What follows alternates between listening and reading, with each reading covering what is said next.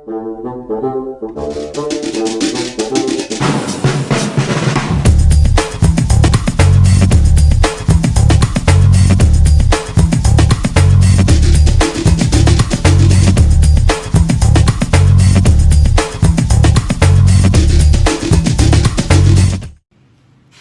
selamat sore semuanya. Saya Prey Ezralin Waru dari kelas 11 TKJ.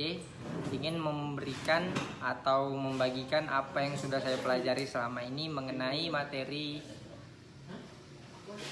logika matematika. Oke, baiklah, buat materi saya ini saya akan memilih negasi atau lingkaran dan penarikan kesimpulan. Baiklah, tujuan pembelajaran dari materi yang saya pilih ini adalah untuk membantu siswa atau agar siswa lebih mampu menyatakan negasi dari suatu pernyataan. Sebagai contoh, pernyataan sederhana maupun pernyataan majemuk. Atau siswa dapat mempelajari cara menentukan penarikan kesimpulan, yaitu dengan 3 cara. Yang pertama ada modus ponens, modus tollens, dan silogisme. Jadi nanti itu kita akan bahas di langkah selanjutnya. Baiklah, jadi negasi itu adalah penolakan atau penyangkalan terhadap sesuatu jika sebuah pernyataan bernilai salah. Maka negasinya bernilai benar, dan jika pernyataan bernilai benar, maka negasinya bernilai salah. Menurut KBBI, mendefinisikan negasi sebagai penyangkalan dan peniadaan atau kata sangkalan. Negasi dapat diterapkan sebagai operasi pada gagasan, proposisi, nilai kebenaran, atau nilai semantik secara lebih umum.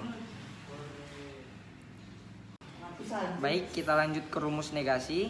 Rumus negasi itu dibagi dari beberapa, ada dari negasi disjungsi, konjungsi, dan implikasi, dan nanti satu lagi ada.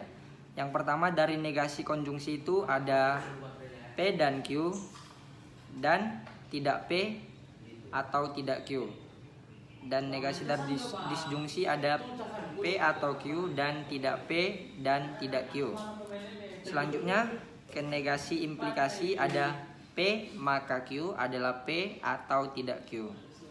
Selanjutnya ada setiap atau semua P adalah ada atau beberapa tidak P. Sebaliknya ada atau beberapa P, maka jawabannya adalah semua tidak P. Baiklah, kita lanjut ke contoh soal. Kita masuk ke contoh soal negasi konjungsi.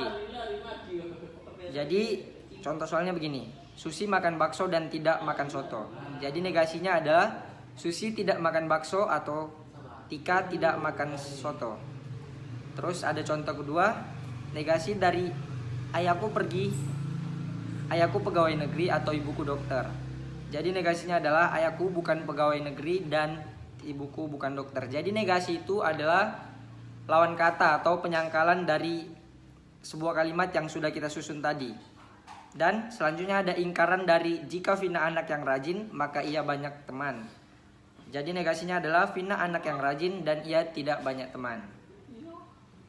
Masuk ke contoh selanjutnya. Jadi kita buat banyak contoh saja supaya kita dapat lebih paham lagi buat memahamin soal dari negasi ini. Ke contoh soal selanjutnya ada semua penduduk miskin di Indonesia tidak menerima subsidi yang berasal dari dana kompensasi BBM. Jadi negasinya adalah ada penduduk miskin yang menerima dan kompensasi BBM. Ya, seperti tadi kesimpulannya, negasi itu adalah sebuah penyangkalan atau lawan kata dari kalimat yang kita susun tadi. Selanjutnya kita masuk ke penarikan dan kesimpulan. Ini adalah materi selanjutnya dari yang saya akan bahas atau saya bagikan ke teman-teman. Penarikan kesimpulan dalam logika matematika adalah menarik sebuah kesimpulan dengan cara menelaah tiap premis atau pernyataan. Jadi di penarik kesimpulan ini tadi kita bisa selesaikan dengan 3 cara. Yang pertama dengan modus ponens. Jadi modus ponens itu bisa kita tandai dengan adanya pernyataan majemuk atau pernyataan majemuk implikasi dan pernyataan tunggal. Jadi rumusnya begini, premis 1 sama dengan rumus dari premis 1 begini, P maka Q. Jadi premis 2-nya adalah P, konklusinya adalah Q. Contoh premis 1, jika kamu ingin latihan soal, jika kamu rajin latihan soal, maka kamu akan mendapat nilai bagus. Premis 2-nya, kamu rajin latihan soal. Pembahasannya begini teman-teman. Pembahasan dari P, kamu rajin latihan soal, dan Q-nya, kamu akan mendapat nilai bagus. Jadi premis 1 itu P maka Q. Jadi begini, kita bisa simpulkan begini ya. Jika kamu melakukan sesuatu, maka kamu akan mendapatkan akibatnya.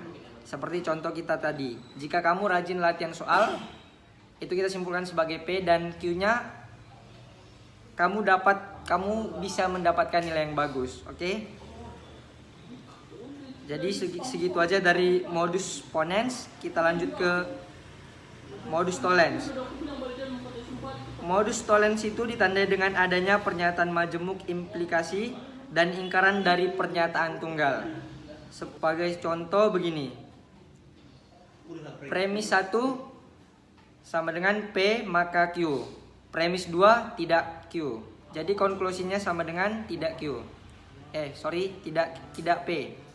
Contohnya begini, premis 1-nya, jika kamu rajin latihan soal, maka kamu akan mendapat nilai bagus. Jadi premis 2-nya kita dapat tentukan kamu tidak akan mendapat nilai bagus. Jadi kita masuk ke pembahasan soal. P-nya kamu rajin latihan soal, dan Q-nya kamu akan mendapat nilai bagus. Tidak Q, maka kamu tidak akan mendapat nilai bagus. Jadi premis